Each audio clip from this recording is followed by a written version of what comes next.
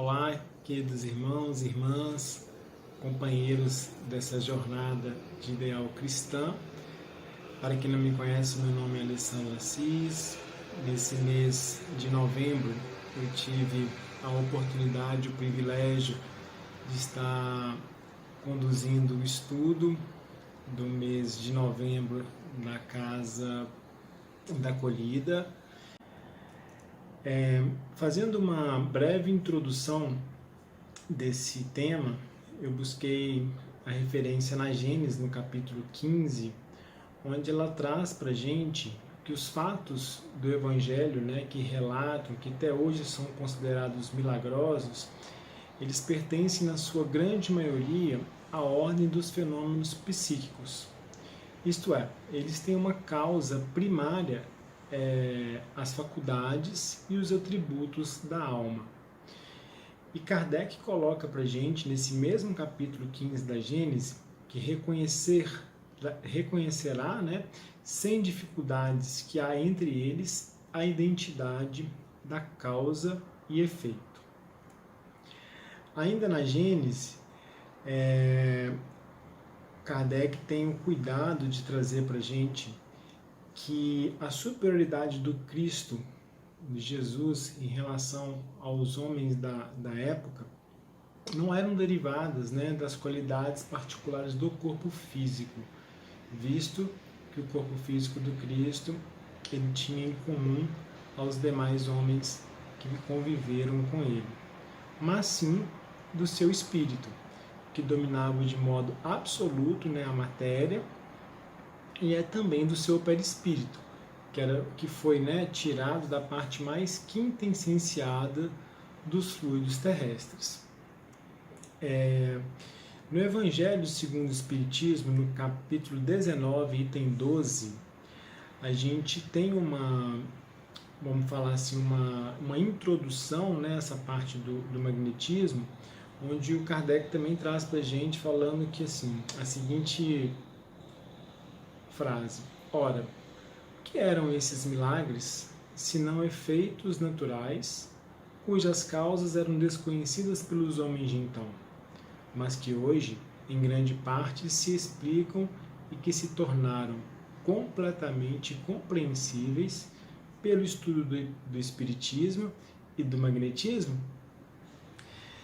Então, essa breve introdução, já que nosso tempo é um tempo restrito, para a gente fazer a abordagem do pano de fundo das obras de cura do Cristo, no caso da mulher hemorrágica e dos cegos de nascença, onde todo o que hoje é considerado por algumas crenças e por algumas religiões como milagres, a doutrina dos espíritos ela vem trazendo para a gente, com todo o seu aparato hoje, baseado não somente nos preceitos trazidos pelos espíritos, mas também já embasados na ciência, que todos esses milagres eles têm como pano de fundo o fluido magnético, o magnetismo. Para a gente dar sequência no estudo, eu vou fazer uma breve leitura da passagem dos discípulos. No caso, essa passagem é abordada nos evangelhos de Lucas, Mateus e de Marcos, sobre a mulher hemorrágica. E ela traz para a gente a seguinte consideração: certa mulher, porém, que sofria de fluxo de sangue fazia 12 anos, e que ninguém podera curar, aproximou-se por detrás e tocou a extremidade de sua veste. No mesmo instante, o fluxo de sangue parou. E Jesus perguntou: quem me tocou? Como todos negassem, Pedro disse: Mestre, a multidão te comprime e te esmaga. Jesus insistiu: alguém me tocou. Eu senti que uma força saía de mim. A mulher, vendo que não podia se ocultar, veio tremendo, caiu-lhe aos pés e declarou: diante de todos por que razão o tocara e como ficara instantaneamente curada. Ele disse: minha filha, tua fé te salvou. Vai em paz. Primeiramente, eu queria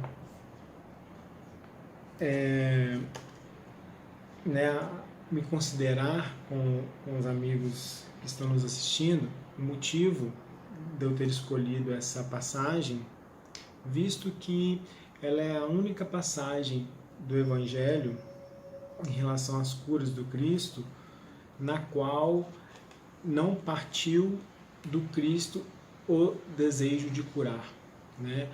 A gente vê aqui um sentido contrário. Foi por mérito, né? Foi por uma questão de se buscar, né, o Cristo, que a cura ocorreu. Então, é a única cura de todas as citadas pelos evangelhos, da qual saiu virtudes do Cristo através da vontade da mulher hemorrágica em ser curada. Amélia Rodrigues, pela psicografia de Divaldo Pereira Franco, ela esclarece que a mulher hemorroíça era marcada pelo estigma humilhante da enfermidade que não cessava e que conferia a ela uma condição de mulher impura, como se houvesse recebido uma desventura imposta por Deus em sua vida. Vejam bem, essa mulher, ela passou pelos mais diversos desafios da época. Ela ficou 12 anos com uma doença na qual ela era considerada pela sociedade da época como impura.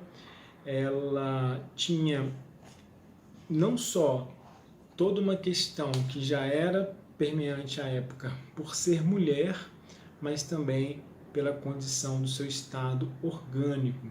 Então, a gente observa que ela foi uma mulher que realmente precisou de muita virtude, precisou de muita vontade de se expor naquela sociedade, da qual ela era completamente,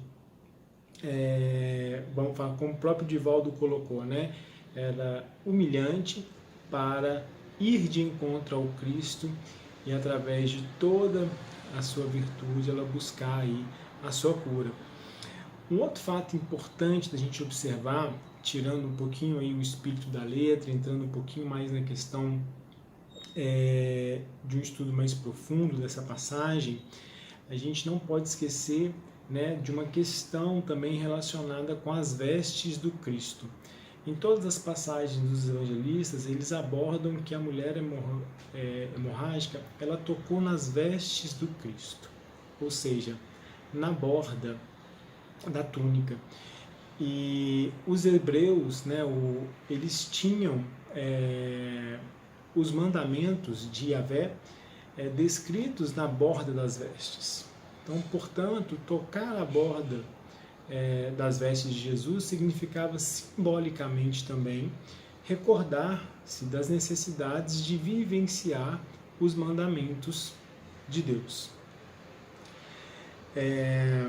Considerando, né, como matéria terapêutica, o fluido magnético tem que atingir a matéria orgânica para poder repará-la. Então, a gente fazendo essa abordagem do como a cura ela ocorre, será que a gente pode tratar dessa forma, né? O fluido magnético, ele precisa sim atingir a matéria orgânica para se manifestar nela, a fim de repará-la, no caso, a fim de produzir aí o equilíbrio e a cura, como aconteceu com a mulher hemorrágica. E essa troca de energia, né, esse magnetismo, para o magnetismo atuar na matéria, ele necessita, né, da vontade do curador, tá? E também o desejo ardente, né, do doente em ser curado. E no caso dessa passagem, o espírito Fritz Schanz, através da psicografia do Ellerson, no livro A Cura Real, ele traz para a gente que Jesus disse à mulher que ela havia sido salva devido à sua fé.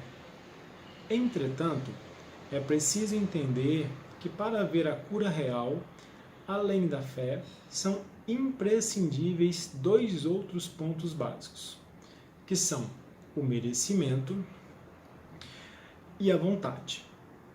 E o Espírito Fritz Steiner ele traz para a gente que merecimento é ter adquirido junto à providência divina, no tribunal da sua própria consciência, os recursos espirituais para que obtenha a cura dos males. E a vontade é não se revoltar se os acontecimentos não sucederem da forma que eram esperados. Então vejam bem, gente, essa passagem ela é uma passagem que traz todo um preceito, né, simbólico em relação à mulher, em relação ao merecimento, à vontade dela buscar a cura, dela romper, né, todas as suas, ter um rompimento, desrompimento com todas as suas dores, com toda a sua doença que ficou marcada por ela por 12 anos, e através da sua vontade, através do seu merecimento, ela ir de encontro ao Cristo e o Mestre, ao ser tocado pela essa mulher hemorrágica, sentir sair virtudes da sua túnica e instantaneamente ela ser curada. Então é uma passagem belíssima, com vários ensinamentos para nós todos, né, cristãos, e numa casa como a Casa da Acolhida, que é uma casa que nós, tarefeiros que acompanhamos os trabalhos, né, relacionados com a cura, relacionados com toda a parte da recuperação do corpo orgânico, é uma passagem que foi escolhida aí justamente para a gente poder estar, todos nós, fazendo as nossas reflexões, né, em relação a todos esses contextos, as abordagens que o Evangelho do Cristo traz para a gente. Passando para a próximo estudo que foi feito em relação ao cego de nascença. O cego de nascença é uma passagem diferente da mulher hemorrágica, que ele consta apenas ela foi narrada por João no capítulo 9, parágrafo 1 a 41. Eu vou ler só o início, é uma passagem mais longa. O nosso estudo é um estudo mais curto, só para a gente poder fazer a introdução. A cura de um cego de nascença. Ao passar, ele viu um homem cego de nascença. Seus discípulos lhe perguntaram: Rabi, quem pecou, ele ou seus pais, para que o cego nascesse? Jesus respondeu: nem ele, nem seus pais pecaram, mas é para que nele sejam manifestadas as obras de Deus. Enquanto é dia, temos de realizar as obras daquele que me enviou. Vem a noite, quando ninguém pode trabalhar. Enquanto estou no mundo, sou a luz do mundo. Tendo dito isso, cuspiu na terra, fez lama com a saliva, aplicou-a sobre os olhos do cego e lhe disse: vai lavar-te na piscina de Siloé, que quer dizer enviado. O cego foi, lavou-se e voltou, vendo claro. Bem, e a passagem discorre, né? A gente vai fazer também algumas análises dessa passagem. Antes eu gostaria de fazer a consideração que essa passagem ela foi escolhida por uma característica também, na qual a gente vai fazer a análise, que é onde as perguntas que são feitas no caso por João, mostra alguns princípios da reencarnação, e a gente optou por essa passagem para a gente poder fazer essas abordagens junto aos nossos amigos, tá? Para a gente fazer uma breve introdução dessa passagem, a gente já pode analisar algumas questões também, tirando o espírito da letra da parte simbólica, né? Quando o apóstolo João ele descreve, ele tem o cuidado de informar o nome do tanque, que é Siloé, que significa enviado, né? Então, já começa com toda essa questão analisada, né, do qual Jesus pediu ao cego que fosse limpar, lavar os olhos num tanque, onde o significado da palavra Siloé significa enviado.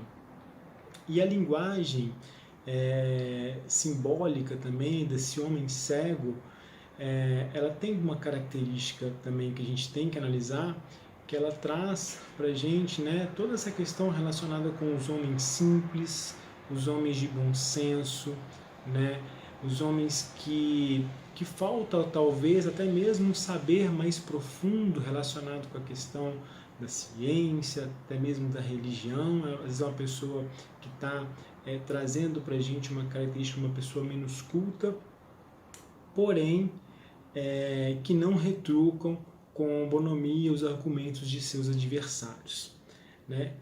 E na contramão, a gente pode observar, durante a passagem discorre, né, trazendo aí a abordagem dos fariseus, e os fariseus nessa passagem eles podem representar de forma simbólica o outro lado, que são das pessoas orgulhosas, das pessoas que não admitem nada acima de suas inteligências, né, que se enchem de indignação, que só a ideia dela é a ideia certa, e que um homem do povo talvez não poderia fazer ou até mesmo manifestar as observações, né, junto a esse povo fariseu, que era um povo repleto de orgulho, de vaidade, e que talvez, com certeza, se a gente for fazer essa análise aí, tirando o espírito da letra, analisando a simbologia, né, dos personagens que permeiam ela, a gente também pode fazer essa análise.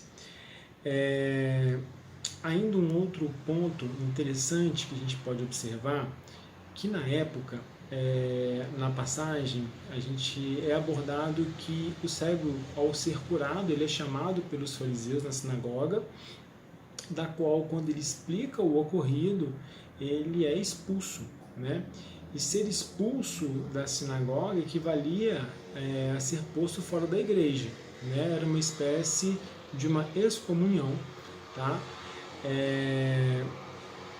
Então, assim, para os homens daquela época, né, o que foi feito com o cego de nascença, mesmo ele explicando, né, todo o ocorrido, os fariseus não entenderam, não quiseram entender, e acabaram expulsando. Então, por mais que ele contasse a verdade, por mais que ele expôsse a transparência do ocorrido, né, os fariseus não estavam prontos, não estavam preparados para os ensinamentos do mestre, e nessa ocasião o orgulho ferido aí falou mais alto. Para a gente fazer uma relação, né, dessa passagem com a questão da doutrina espírita, em específico, né, quando a gente está falando da reencarnação,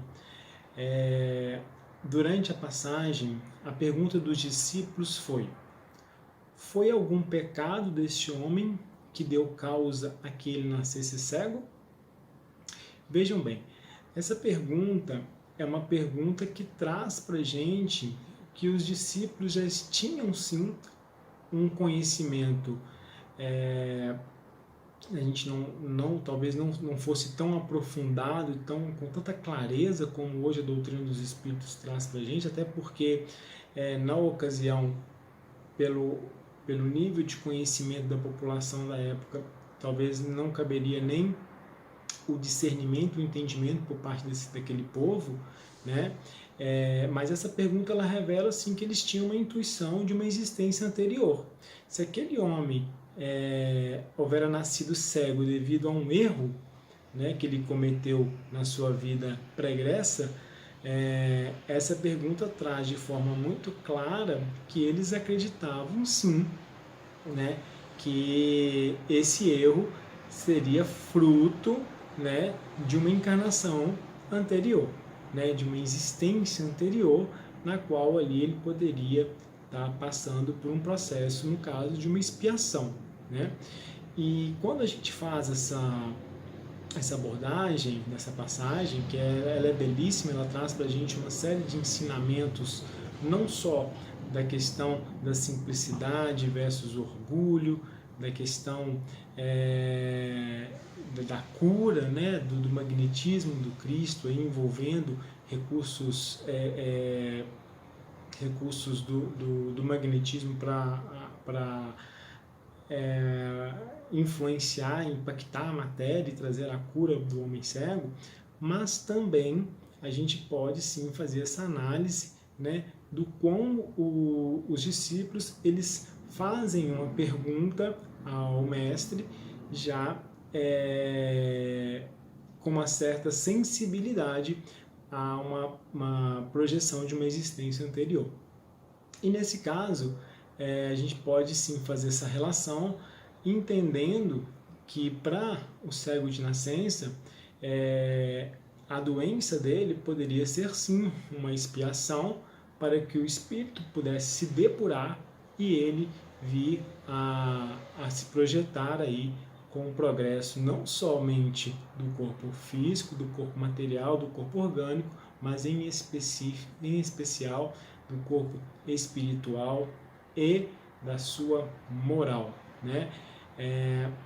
Várias são as passagens do Evangelho que demonstram a cura de Jesus de situações da qual momentaneamente o corpo físico, o corpo orgânico foi curado, mas a gente observa que em algumas passagens, por não ter acontecido uma transformação mais íntima, uma transformação da parte espiritual, uma transformação da parte moral dessas pessoas, a enfermidade reestabelece de modo a mostrar para a gente que a principal mudança, a principal transformação, a principal cura é a cura espiritual, é a cura moral, e é essa que vai sim realmente encaminhar a gente ao Pai Maior, a Deus, e na qual o Cristo veio, através dos seus ensinamentos, através do seu Evangelho, nos apresentar aí todo o caminho, como mestre que foi.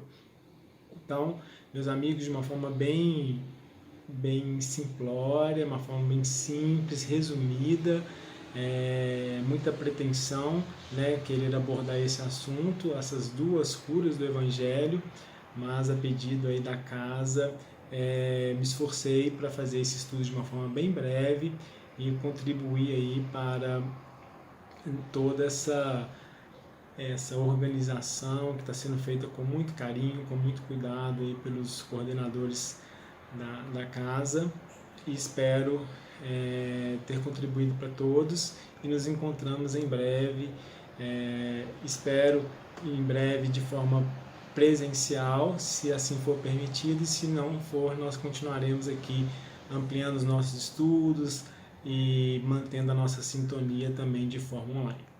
Muito obrigado e até breve.